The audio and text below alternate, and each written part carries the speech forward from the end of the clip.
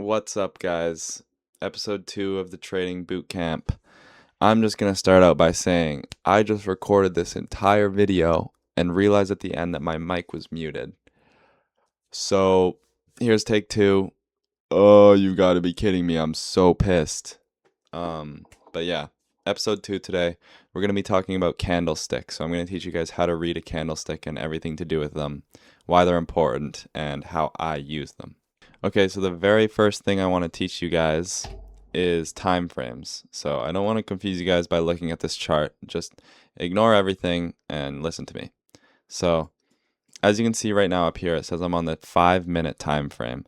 That means each one of these candles took 5 minutes to form. So this candle right here, 5 minutes worth of price action. It took 5 minutes for this to form.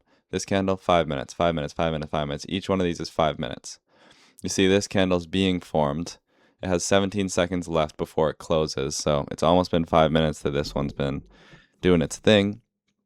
If you go to a different time frame, each candle represents 1 minute worth of time. So this is 1 minute, 1 minute, 1 minute, 1 minute, 1 minute. You can go to the hourly time frame. Each candle represents 1 hour worth of time. That's an hour, that's an hour, that's an hour, that's an hour, that's an hour, that's an hour, that's an hour. And if you can even go to the daily time frame, each candle represents 1 day worth of price action. That's a day, that's a day, that's a day, that's a day. I think you guys get the point. Each candle represents whatever time frame you're on amount of time, if that makes sense. Okay, so now I'm going to teach you guys about candlestick bodies. I'm going to keep this as simple and as quick as possible. I don't want to overcomplicate things for you guys, but let's say that this is what our candle looks like. So I do this candle green because it's a bullish candle, meaning price went up during this period of time. So candlestick body works like this. If you have a green candle, meaning a bullish candle, price enters at the bottom and price closes at the top of the body. So when the 5 minutes, say this is a 5-minute candle, when the 5 minutes starts, this is where price was. And then when the 5 minutes is up, this is where price was. So the top of a bullish candle represents where we close, and the bottom of a bullish candle represents where we opened. Super simple. Don't overcomplicate it. It doesn't get any easier than that. Now, let's say we have a bearish candle. I drew it red because I wanted to represent a bearish candle. With a bearish candle, price went down during this period of time. So price entered at the top. This is where price was when the candle opened, when the time frame started. And then we don't know what happened in here, but price ended up closing right here. So for a quick recap, on a bullish candle, a candle that goes up during a period of time, we open at the bottom of the body and we close at the top of the body. And for a bearish candle, a candle that goes down during a certain period of time, we open at the top of the candle body and we close at the bottom of the candle body. Don't overcomplicate it. It's that simple. Trust me. Okay, so now I'm going to teach you guys about candle wicks. So let's say we have a bullish candle here, and we're going to have these wicks coming out of the top of the bottom of the candles. If you guys have seen candles before, you've probably seen these. Most candles have them, not all candles, but it's very, very common to see wicks on your candles. So we know it's a bullish candle, so price entered at the bottom right here, and price closed at the top of the body. We already know that. Keep that. Super simple. Don't overcomplicate it when you see the wicks. But the wicks show us what price did during that time. So price entered here, maybe it came down. This is the lowest that price got during this period of time, during this candle. And this is the highest that price got. So let's say maybe price entered here, it came down to this low. That's the lowest that it got, and then it came back up all the way through here, came up to here. This is the highest that it got before coming back down and closing at this price level. So keep the same knowledge you have about the candle body. Opens here, closes here, and this shows what happened in between. Came down here, came up to this high, closed there. Super simple. Now we can apply the same thing for a bearish candle, right? So this is our red bearish candle. We have our wicks. Holy, my drawing is terrible.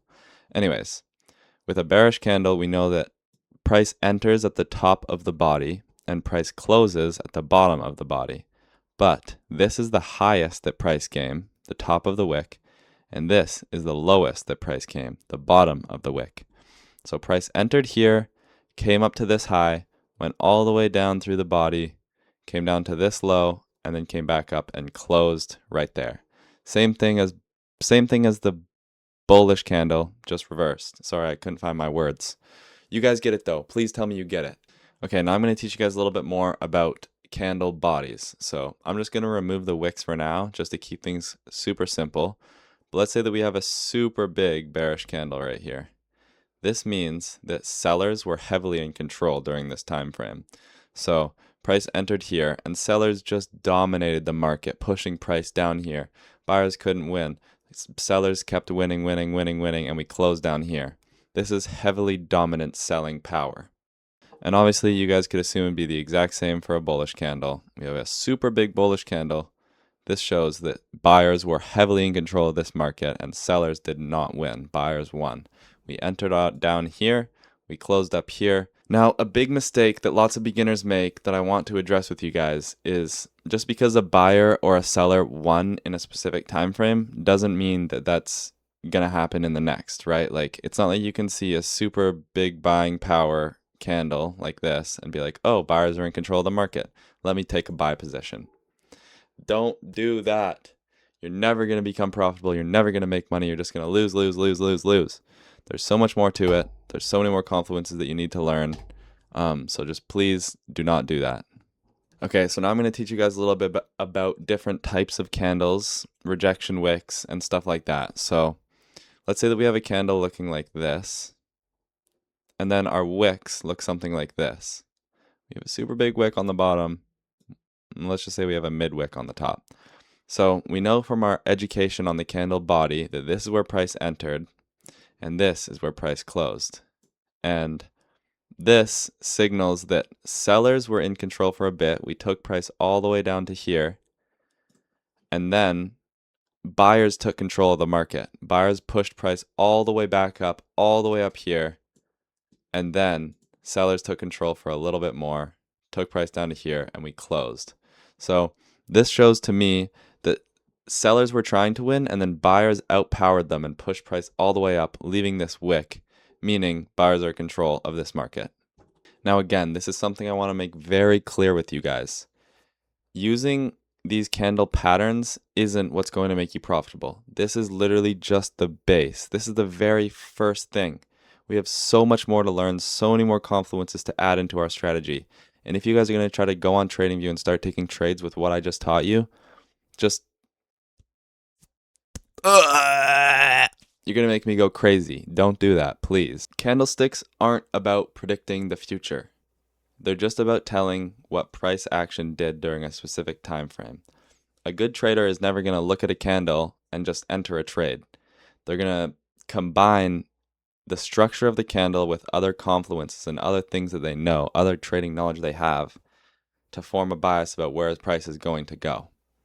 Keep it super simple. Today, all that we learned about is how candles look, how to read them, and yeah. Now, I could tell you guys where these candles are going to matter more and less, but I'm not going to teach you that today because I want to keep things super simple for you beginners.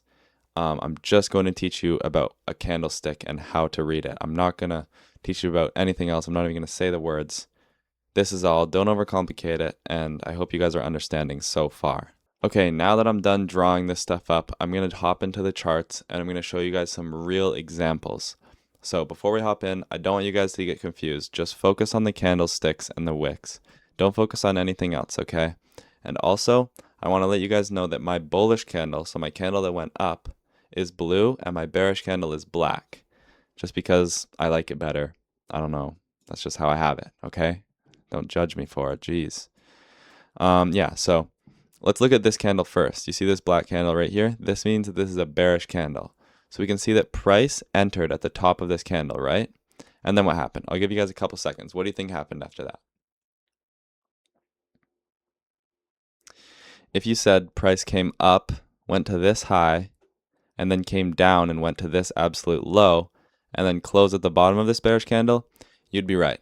That's exactly probably what happened. Now we can look at a bullish candle. So let's look at this candle right here. Where did price enter? On this candle. I'll give you guys a few seconds. If you said price entered at the bottom of this body, you'd be right. And as you can see, actually on this candle, we don't have any wick. this candle right here, meaning that price entered here, didn't go any lower, and then went all the way up to this high, and then came down and closed. So price didn't go any lower than its entry level, meaning we don't get a wick. If price entered, came down, and then went up, we would have a wick coming out of the bottom, just like this one. Price entered, came down, and then went up. So I hope that makes sense. I don't want you guys to confuse things, but that's basically how candlesticks look on the real charts. Now let's look at this bullish candle right here, this blue candle. Who do you guys think was in power during this time frame? Buyers or sellers? I'll give you guys a few minutes. If you said buyers, you'd be right. As you can tell, it's a blue candle. Obviously, buyers won. We entered at the bottom, we came down, that's the lowest that we got, the bottom of this wick, and then we came up. This is the highest that we got, the top of the wick, and then we close at the top of the body. Okay, I'm going to do one more with you guys to make sure that you got it. This candle right here, who won in this situation? I'll give you guys a few seconds. Obviously, sellers won. It's a black candle. Price ended up going down during this time frame. We entered at the top, we closed at the bottom, and this was the absolute highest. You can see there's a really small wick there. That was the highest that we got, and this is the lowest that we got. That's where we closed. Super simple. Don't overcomplicate this, please. It's just as simple as it seems. If you guys don't understand this, comment the word Riz. Comment Riz if you don't understand. And if you do understand, comment the word Chad. And then I can gauge where you guys are at. If you're somebody that wants to learn about how the markets actually move instead of just memorizing patterns and entering, then subscribe, because this series is going to go over everything from the base all the way up to advanced knowledge. And you guys are going to leave this way better than you started. Okay, so to wrap up today's episode, I'm going to be giving you guys your homework. So your homework is open tradingview.com and look at some candlesticks. What you're going to want to do is try to find a candlestick where the wick is longer than the body. And once you find that, screenshot it, write it down, draw a picture of it, do whatever, and then write down what you think price did during that time frame. Where did price go? How did it look? All right, next episode, we're going to take this knowledge and apply it to more things. So I hope you guys are excited. Thank you for watching this episode, and I'm excited for the future of this series. Let's go! Woo!